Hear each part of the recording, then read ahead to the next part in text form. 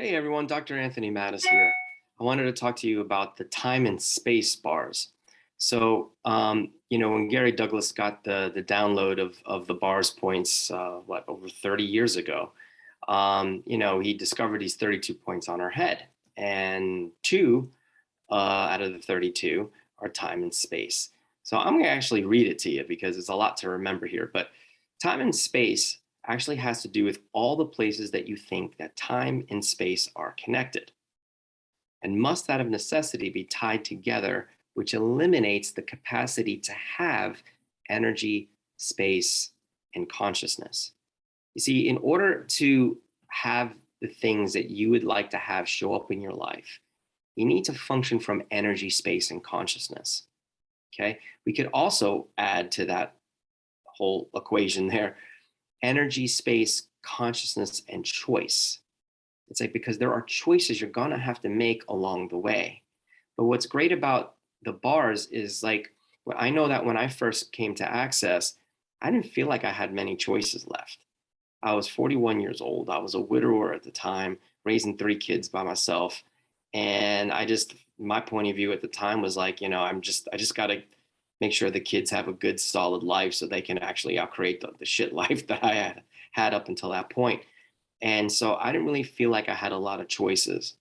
Okay. Because I wasn't functioning from energy, space, and consciousness, I was actually functioning from matter, energy, space, and time. Because I would constantly say to myself, well, I'm 41 now. I'm a lost cause.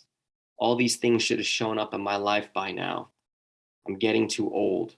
It's all down here. I'm past my prime. Right. And so, my limited point of view at that time was I just got to make sure the kids are healthy.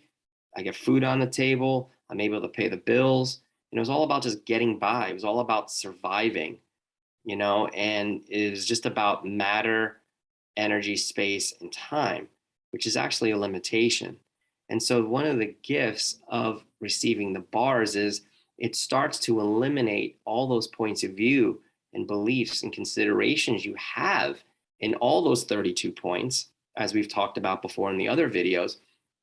Right now, we're talking about space and time. So, you've heard a lot that time is a construct. Okay. And I get it. We look at our chronological age, we put pressure on ourselves for things not showing up when we thought they should. But one of the first things that I've learned, and I've heard this before, but I never got to really see it in action.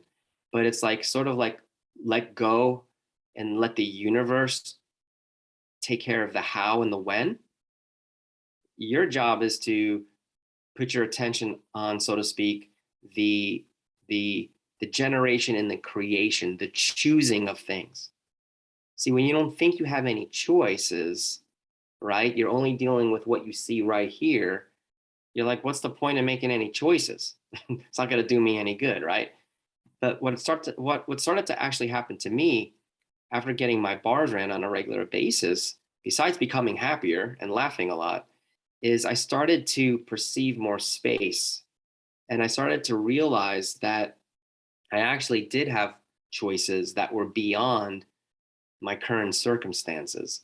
So I would just put that one foot in front of the other every day.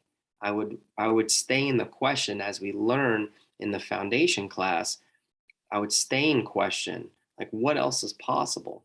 How does it get better than this?